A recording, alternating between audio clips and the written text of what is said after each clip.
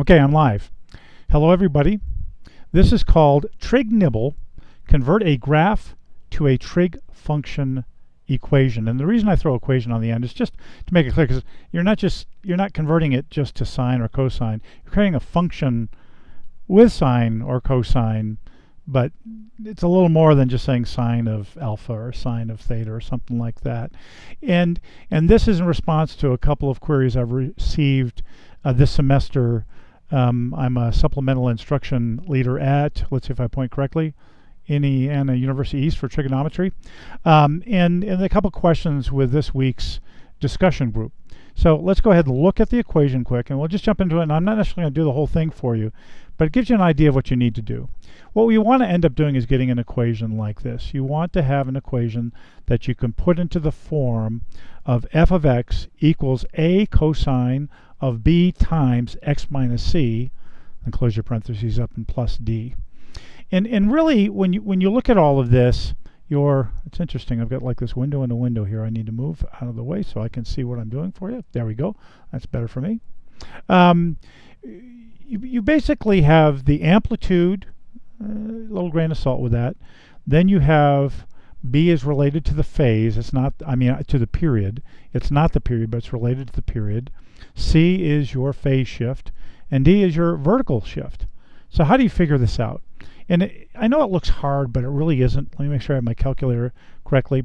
So amplitude, how do you figure out amplitude? And you can see that I've written it here. If you want to know the amplitude, what you're going to do is you're going to figure out your maximum value, and then you're going to figure out your minimum value, and then you're going to divide it by 2. And it makes sense, because what you're trying to do is you're trying to figure out, here's your max, here's your min, and what you're trying to do is find out how much it's changing. Well, actually, that was a bad, let's not erase that. I started showing the d. What you're trying to do is figure out how much am I going back and forth from the middle here, right? Up and down and up and down, okay? And so basically, in this case, let me go ahead and erase it again so I can see what's underneath it. You figure, we're just going to guesstimate here, your max is 8. Your min is, let's say, 0.5. Okay? Agreed? So let's figure this out. Max 8 minus 0.5 all over 2. Okay? And what's that equal? Well, that's going to be, what, 7.5 over 2. So basically, your amplitude, we won't say A yet, your amplitude equals 3.75. Now the question is, because amplitude doesn't have a sign, but A does need a sign. So the absolute value of A is 3.75, but is it positive 3.75 or negative 3.75? Well, if you think about cosine, you see right here, cosine starts positive, right? Cosine starts positive. So it's starting positive, which means that you don't have to flip it. If you do negative, you're basically taking your function and flipping it upside down. So if this started like a cosine wave down bottom, like down here, right, like that, well, that's a bad drawing, but you get the point. Then it would be negative, but it's not. So it's positive. So we can go ahead. Let's where can I put it? I'm going to put it here. So we can go ahead and start our equation, and we know to start f of x equals 3.75 cosine, and then we'll go with our open parentheses. The next thing you have to do is figure out what b is. B is related to phase, and a normal, I'm not phase, period, I always do that, is related to period. What is the normal period for cosine? The normal period is 2 pi. And that's why if you look at the b over here, let's go with green again, that you can figure out what b is by taking the normal phase and dividing it by the period. So what's the period of this? It may not look obvious, but I'm going to tell you a trick with most things that have to do with cyclic yearly things. Hint, hint. Cyclic yearly things.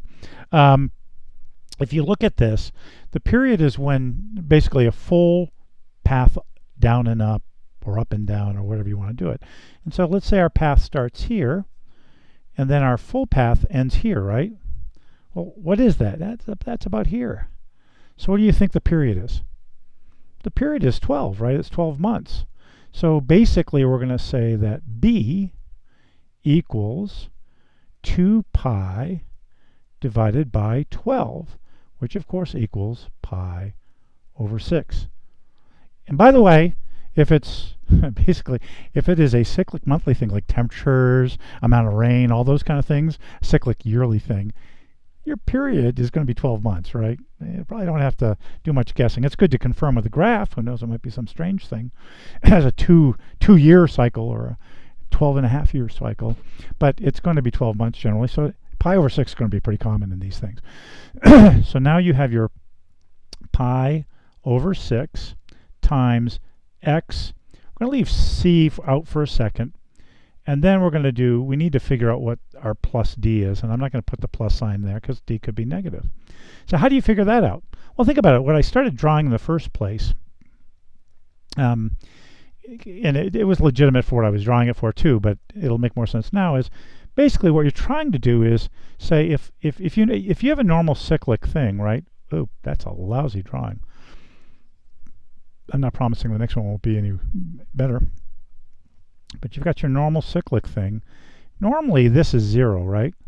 If you have a cosine or a sine and you haven't changed anything, it's going to cycle up and down from 0.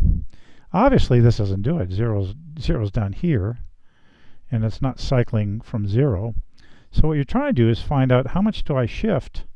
You know, if the normal line is here, 0, how much do I have to shift it to be halfway? And again, you just need your min and max. To figure out what d is, take your min plus your max and divide by 2. Pretty simple, huh? And it makes sense if you think about it. It's like how you average other stuff, so easy enough. So let's go ahead and do that. I'm going to go back to black, and we're going to say d equals min plus max divided by 2. And we already said that equals 8 plus 0.5 divided by 2, which is 8.5 divided by 2, which is 4.25. Agreed? So now we almost have our whole equation. Okay, doing pretty good. What about C? What about C? Well, C tells you how much the graph shifts to the, my left, shifts to the left or shifts to the right. And just remember, and you'll get used to this in calculus courses and in pre-calc courses and everything, it's always negative C because it does basically it does the opposite of what you expect. If it's plus 4, it's going to move 4 to the left. It's not going to move 4 to the right. If it's minus 3, it's going to move 3 to the right, not 3 to the left.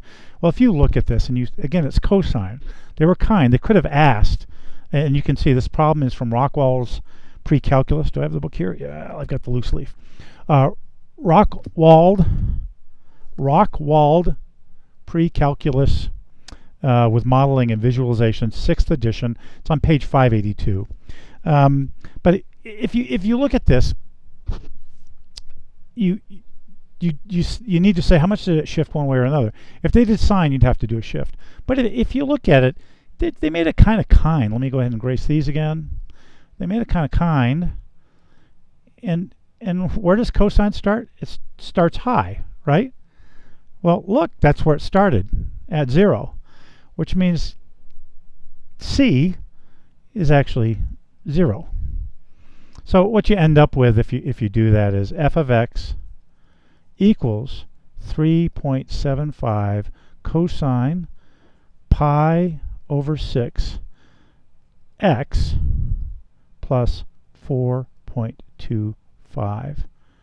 And there is your answer. And now we're going to tempt fate. We're going to tempt fate, and I'm going to look in the answer key here and see what it says it is. You ready? Are you ready? Let's see, 121, right? Problem 121. It says f of x equals 3.75 cosine pi over 6x plus 4.25, and you guys hear that? Is that coming over too? I hope. No, actually, It didn't. I didn't have it fed, did I? Oh well, I had clapping. Either way, I hope it helped. You're going to be able to see this either on the Indiana University East in Kaltura, or if it's on YouTube, don't hesitate to contact me. Math.promo, you can see down bottom, that's the URL too, https://math.promo. You can figure out how to contact me. You can see I love math, and I love, wait, on this one I got to point differently. It's that way. And I love IU East, Indiana University East. I'm about to go do some Calc 2 homework, and I love them because they allow me, with their online courses, to go ahead and study the subject that I love, yet still feed the family that's upstairs, and luckily you didn't hear too much noise. If you got any more questions, hit me up. Talk to you later. Bye-bye.